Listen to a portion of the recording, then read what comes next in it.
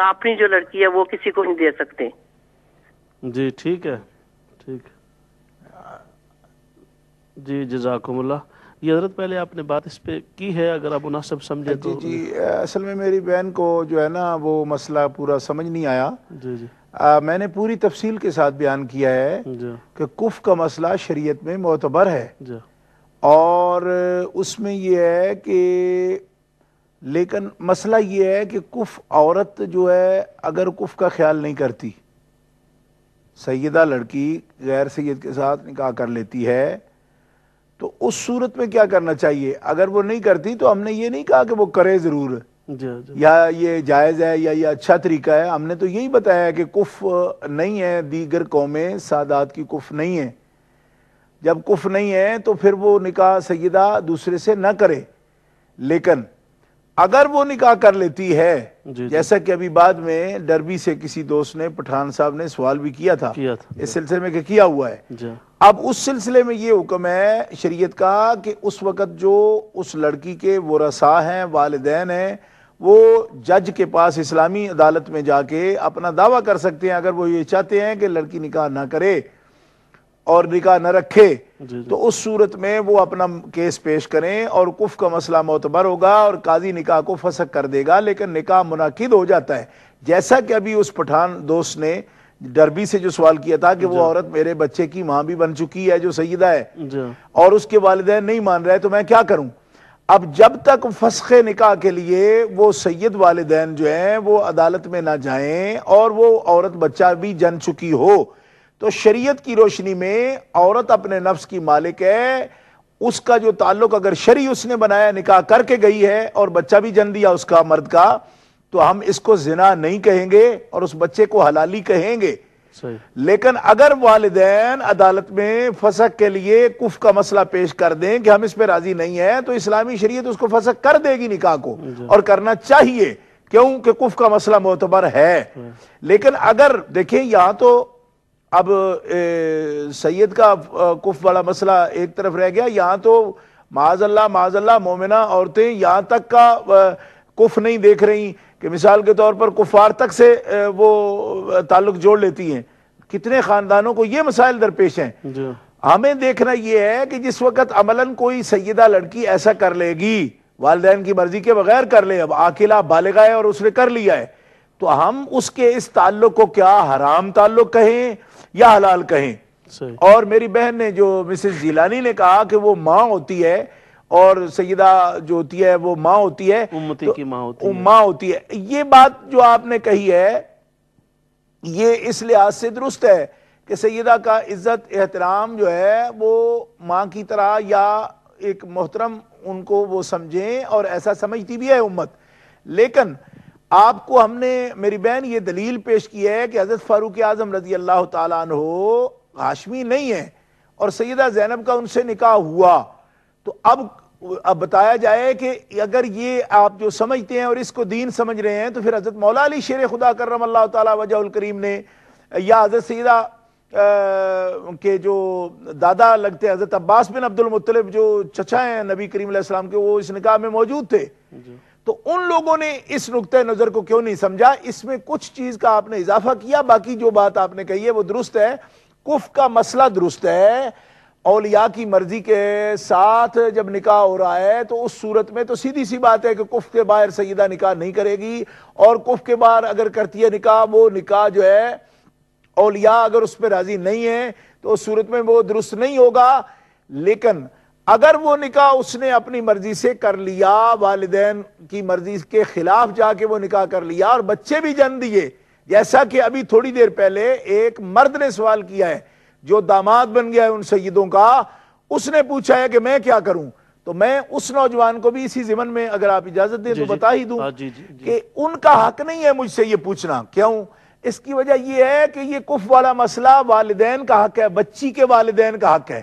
داماد جب مجھ سے پوچھ رہا ہے تو میں اس کو یہ کہوں گا کہ اگر تیرے سسرال جو سید ہیں وہ عدالت میں جائیں اور فسخ کا دعویٰ کر دیں، جب تک وہ فسخ کا دعویٰ نہیں کرتے یا فسخ نکاح کا حکم کوئی عدالت شرعی تمہاری طرف نہیں بھیجتی، تب تک تمہارا یہ عمل اگرچہ میں ناپسندیدہ سمجھتا ہوں، لیکن اس کے باوجود میں یہ نہیں کہتا کہ تمہارا نکاح منعقد نہیں ہوا اور تم زنا کر رہے ہو، ایسا نہیں ہے۔ اس لیے کہ نکاح بالذات منعقد ہو جائے گا جب ایک عورت اپنی مرضی سے نکاح کر رہی ہے اور وہ مومنہ ہے، مرد بھی مومن ہے، تو نکاح منعقد ہوگا، لیکن حق اولیاء برقرار ہے کہ وہ چاہیں تو کفر کے مسئلے پر عدالت سے رجوع کر لیں، اور عدالت اگر ان کے اس پوائنٹ کو تسلیم کر لے تو عدالت کے پاس قانون موجود ہے اسلامک لا میں، کفر کی بنیاد پر وہ یہ نکاح فسخ کر سکتی ہے۔ اور میں اس رویے کی حمایت نہیں کرنا چاہتا کہ سیدہ لڑکیاں غیر سیدوں سے نکاح کریں، لیکن اگر وہ اپنی مرضی سے کر لیتی ہیں تو اس صورت میں قانون یہ نہیں کہتا کہ وہ فعل حرام کا ارتکاب کر رہی ہیں، یا ان کے جو بچے ہو رہے ہیں معاذ اللہ ہم یہ کہہ دیں کہ وہ حرامی بچوں کی مائیں بن رہی ہیں، تو یہ شریعت اس طرح کی بھی اجازت نہیں دیتی ہے۔ تو اس طرح دونوں طرف سے مسئلے کو غور سے سنیں اور اس پر صرف جذبات سے کام نہ لیں۔ آپ یہ ایک تمدن کا بہت بڑا مسئلہ ہے، اس کی طرف اسی طرح حل کریں اس کو جس طرح ہمارے اسلامک لا کی کتابوں میں موجود ہے۔ جزاکم اللہ احسن الجزا۔ تو حضرت اگلا ہمارا سوال تھا کہ ریاض الجنہ کے اندر جب بندہ چلا جائے، پہنچ جائے، جی تو کیا وہ یہ تصور کر سکتا ہے کہ گویا اب وہ جنت میں آ گیا ہے، یا وہ جنت میں ہونے کی کیفیت میں ہے؟ ریاض الجنت کے اندر پہنچنا، جی جی کیا اپنے آپ کو جنت کے اندر سمجھنے کے مترادف ہو سکتا ہے؟ ہاں بالکل ہو سکتا ہے۔ یہ ریاض الجنہ شریف جو ہے احادیث صحیحہ میں موجود ہے کہ نبی کریم علیہ الصلوۃ والسلام نے اس کو جنت فرمایا ہے، سبحان اور محدثین کرام نے اس پر کوئی جرح نہیں کی، بلکہ اس کی توضیحات کی ہیں کہ یہاں تک گئے ہیں لوگ کہ واقعی یہ ٹکڑا جنت سے ہی آیا ہے، یہاں تک محدثین کرام بیان فرماتے ہیں سبحان اللہ۔ کہ یہ ٹکڑا ہی جنت کا ہے، یا جنت سے ہی رب نے اس جگہ کو پہلے سے ہی اتار دیا ہے۔ محدثین نے اگر کوئی دیکھنا چاہے تو شرح مسلم شریف میں امام نووی رحمۃ اللہ علیہ نے بھی، اور اردو میں اگر کوئی دیکھنا چاہے تو شیخ الحدیث علامہ سعیدی نے اپنے جو شرح مسلم ہے اس کے اندر بڑی نفیس بات اس پر فرمائی ہے، وہ اس میں دیکھ سکتے ہیں۔ اور عربی میں اگر علماء دیکھنا چاہیں تو امام نووی رحمۃ اللہ علیہ نے بڑی خوبصورت بات شرح مسلم میں اس پر کی ہے۔ تو جنت ہے وہ، اور یقیناً جنت ہے، کیونکہ جو جنت ہے وہ بھی تو ہمارے آقا کے بتانے سے ہی ہمارا ایمان ہے نا اس پر بھی۔ جی جی وہی زبان اقدس جب اس جنت کو جو اندیکھی ہے ہم اس پر ایمان رکھتے ہیں کہ جب حضور نے فرمایا کہ وہ جنت ہے تو ہم اس پر ایمان لائے۔ اب ایک دیکھی ہوئی جنت ہے ہمارے سامنے، حضور فرماتے ہیں ما بینا بیتی و ممبری روضۃ من ریاض الجنہ، کہ میرے ممبر اور میرے گھر کے درمیان جتنی جگہ ہے یہ جنت ہے۔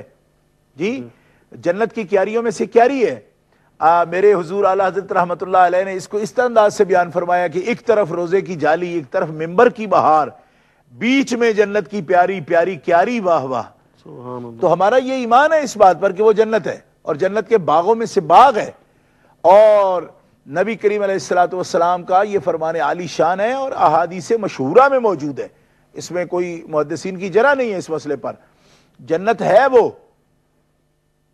اور اسی لیے تو یہ بیت اور یہ ممبر دونوں جنت پر ہی ہیں۔ بیت اس میں بھی یہ نہیں ہے کہ بیت اور ممبر کے درمیان جنت ہے، بیت اور ممبر اس سے خارج ہیں، ایسا نہیں ہے۔ بیت اور ممبر دونوں جنت کے اندر ہیں، کیونکہ اسی کی وجہ سے تو وہ درمیانہ علاقہ جنت بنا ہے نا۔ تو اس لیے میں یہ استدلال بھی کر سکتا ہوں کہ میرے آقا تو ہے ہی سب سے اعلیٰ جنت میں، ابو بکر صدیق اور عمر فاروق تو اس وقت بھی رب تعالیٰ نے انہیں جنت میں مقام عطا فرمایا ہوا ہے۔ سبحان اللہ۔ تو وہ جنت ان کے ساتھ جو وعدہ ہے وہ اس جنت میں تشریف فرمائے۔ اچھا، اب سوال یہ تھا کہ جنت میں داخل ہونے کے بعد کوئی نکل نہیں سکتا، تو اس میں ٹھیک ہے وہ ریاض الجنہ شریف میں جب تک رہے گا تو جنت میں ہی داخل ہے وہ، جی جی تو نہ نکلے وہاں سے۔ اب جب وہ خود باہر نکلے گا، باہر نکل آئے گا، تو یہ جو کہا جا رہا ہے کہ جو داخل ہو جائے پھر وہ نہیں نکلتا، تو یہ اس جنت کے لیے ہے جس میں سے پھر اس کو نکلنا ہے نہیں۔ اس جنت میں جو داخل ہوگا وہ جنت میں ہی ہے، اور جب باہر نکلے گا کیونکہ ابھی دار العمل ہے، ہو سکتا ہے خدا نخواستہ العیاذ باللہ تعالیٰ اس سے کوئی ایسا جرم سرزد ہوتا ہے اس کے بعد کہ وہ جنت کا مستحق ہی نہیں رہتا، کیونکہ ابھی وہ اس سے محفوظ نہیں ہوا۔ اس بات سے محفوظ نہیں ہوا کہ اس سے کوئی ایسا سرزد یعنی جرم سرزد ہوتا ہے یا اس سے کوئی معاذ اللہ کفر ہوتا ہے یا ایسی بات ہو جاتی ہے، کیونکہ ابھی دارالعمل ہے نا، یہ اس کے اندر تو موت تک اس کو اس پر قائم رہنا ہے ایمان پر، اس لیے یہ وضاحت یقیناً سامنے آ گئی. لیکن یہ جگہ جو ہے یہ جنت ہے، اور اس کے اندر جب تک وہ موجود ہے جنت میں ہی موجود ہے. جزاکم اللہ. ہمارے ساتھ کالر ہیں. السلام علیکم. وعلیکم السلام ورحمۃ اللہ وبرکاتہ. صابری صاحب آپ کی بارگاہ میں اور حضور قبلہ شاہ صاحب کی بارگاہ میں سلام قبول ہو. وعلیکم السلام ورحمۃ اللہ. جی محترم موسیٰ خان صاحب فرمائیے. جی دو چھوٹے سے سوال ہے شاہ صاحب کی بارگاہ میں. پہلا سوال ہے کہ شاہ صاحب کچھ لوگ فرماتے ہیں کہ مزار شریف جو افغانستان میں ہے ادھر مولا کائنات کا جو ہے ادھر دفن ہے، تو اس میں کیا صداقت ہے اس بات میں؟ تو دوسرا سوال جو ہے وہ نقشبندی سلسلے سے ہے، اس سے حضرت خواجہ نقشبند سے کیوں، ان کے نام سے کیوں جو ہے رکھا گیا ہے، جبکہ اس میں اور بھی بہت سارے بڑے اولیاء کرام جیسے کہ حضرت بایزید بستامی رحمۃ اللہ علیہ اور دوسرے بڑے بزرگ ہیں ان کے نام سے نہیں، ان کے حضرت شاہ نقشبند کے نام سے کیوں ہے؟ بہت شکریہ آپ کا. جی جزاکم اللہ، مہربانی تشریف لانے کا. اللہ پاک آپ کو جزا عطا فرمائے. جی حضرت اگلا ہمارا سوال تھا، محترم شاہد مجید فاروقی صاحب نے پیٹر برا سے پوچھا کہ ترکت فیکم الامرین کتاب اللہ و عطرتی، اس پر بات کی جاتی ہے، تو اس میں دو کا ذکر کرنے کی کیا حکمت ہے، کتاب اللہ و عطرتی کی؟ بسم اللہ الرحمن الرحیم. قرآن مجید فرقان حمید میں اللہ احکم الحاکمین جل وعلا نے ہدایت کے جو دلائل بیان فرمائے ہیں اور جو ذرائع بتائے ہیں ان میں قرآن مقدس کو ہدایت کا بڑا ذریعہ بتایا. ان ھذا القرآن یہدی للتی ہی اقوم، یہ بہت مضبوط دلیل ہے ہدایت کی قرآن مقدس. اور اس کے ساتھ ساتھ اللہ احکم الحاکمین جل وعلا نے قرآن مقدس میں یہ بھی ارشاد فرمایا ہے رجال اللہ تلہیہم تجارت ولا بیع عن ذکر اللہ، کہ کتاب اللہ ہدایت کا بڑا ذریعہ ہے، لیکن کتاب اللہ بہرحال احکام ہیں، امثال ہیں، قصص ہیں، وہ ایک علم ہے. کال لے لیں اجازت ہو. جی السلام علیکم محترم تنویر احمد صاحب ریڈ فورٹ سے. السلام علیکم سر، میں سلام عرض کرتا ہوں شاہ صاحب کی خدمت میں، اور میرا ایک چھوٹا سا سوال ہے میڈیکل کے بارے میں کہ جو ہم ادھر رہ رہے ہیں پوری دنیا میں آج کل ہو رہا ہے ٹرانسپلانٹ، جو گردہ تبدیل کرتے ہیں، نیا گردہ ڈالتے ہیں، جب کوئی بندہ فوت ہو جاتا ہے اس کا گردہ نکال کے کسی زندہ بندے کو جس کو پرابلم ہوتی ہے اس کو لگا دیتے ہیں. اس کے بارے میں پوچھنا چاہتا ہے کہ ہمارے مذہب میں کیا ہم اپنی زندگی میں دے سکتے ہیں لکھ کے کہ اگر میری موت ہو تو میرا اگر کوئی جسم کا حصہ جو ہے کسی زندہ بندے کے کام آ جائے، اس کی جان بچ جائے، تو اگر پلیز اس کے بارے میں کوئی تفصیلی بتا دیں کہ ان کی بہت کنفیوژن ہے. کچھ لوگ کہتے ہیں کہ دے سکتے ہیں، کچھ کہتے ہیں نہیں دے سکتے، تو آپ کی بہت مہربانی ہوگی. جی جزاکم اللہ، جزاکم اللہ. انشاءاللہ ضرور آپ کے سوال پر بات ہوگی ساتھ میں. جی حضرت. تو میں یہ عرض کر رہا تھا شاہد صاحب کے سوال کے جواب میں کہ قرآن مقدس نے فرمایا ہے کہ قرآن دلیل اقوم ہے، مضبوط ترین دلیل ہے ہدایت کی، اور اس کے ذریعے اللہ تعالیٰ جل شانہ قوموں کو ہدایت عطا فرماتا ہے، متقین کو بھی، لوگوں کو بھی، یعنی عموم کے ساتھ بھی بیان فرمایا، خصوص کے ساتھ بھی اس کی ہدایت کو بیان فرمایا. مگر ساتھ ہی ساتھ یہ بھی فرمایا یضل بہ کثیرا و یہدی بہ کثیرا. اس کی وجہ یہ ہے کہ قرآن مقدس خود کلام نہیں فرمائے گا، قرآن مقدس کے لیے کچھ بیان کی ضرورت پڑے گی. نبی اکرم صلی اللہ تعالیٰ علیہ وسلم بھی قرآن بیان کرنے والے ہیں. آپ فرمایا قرآن مقدس میں ہے کہ آپ کو ہم نے قرآن عطا فرمایا ہے اور آپ اس کے بیان کرنے والے ہیں. لِتُبَيِّنَ لِلنَّاسِ مَا نُزِّلَ إِلَيْهِمْ، آپ کی طرف جو اتارا گیا آپ اس کو لوگوں کے سامنے بیان کریں, کھولیں اس کو, کیونکہ کھولنے والے کی ضرورت ہے. قرآن خود تو بات نہیں کرے گا لوگوں سے, کوئی نہ کوئی اس کو بیان کرنے والا, سمجھنے والا ہوگا تو بیان. تو اس لیے دلیل اقوام کے ساتھ ساتھ رب تعالیٰ جل شانہ نے رجال اللہ کا ذکر کیا ہے کہ اللہ کے وہ بندے کہ جن کو تجارت اور دنیا کا کوئی مشغلہ اور کوئی شغل جو ہے وہ اللہ کی یاد بھلاتا نہیں, غافل نہیں کرتا ان کو. تو وہ رجال اللہ جو ہیں وہ مستقل دلیل ہیں. رجال اللہ کیوں؟ کہ وہ قرآن جو علم ہے, قرآن جو نور ہے, قرآن جو شفا ہے, اس قرآن مقدس کی عملی جو تفسیر ہے وہ رجال اللہ ہے. اللہ کے بندے ہیں کہ جن کو دنیا کا کوئی کام اور کوئی شغل اور دنیا کا کوئی بھی جو ایک اٹریکشن ہے اور جاذبیت ہے وہ ان کو اپنی طرف متوجہ نہیں کرتی, وہ اللہ تبارک و تعالیٰ کی طرف متوجہ رہتے ہیں. تو قرآن مقدس کی عملی تفسیر کی ضرورت ہے. نبی کریم علیہ السلام نے جو حدیث میں فرمایا, کالر ہے جی لے لیں, کال لے لیں. حدیث پاک سے پہلے ہمارے ساتھ ایک کالر ہیں خدیجہ بہن لندن سے. السلام علیکم. جی وعلیکم السلام ورحمۃ اللہ وبرکاتہ. جی میرا سوال شاہ صاحب کے لیے ہے. جی جی یہ جو ابھی کفر کا مسئلہ چل رہا تھا اس کے بارے میں پلیز بتائیے قرآن و حدیث سے اس کا کیا ثبوت ہے.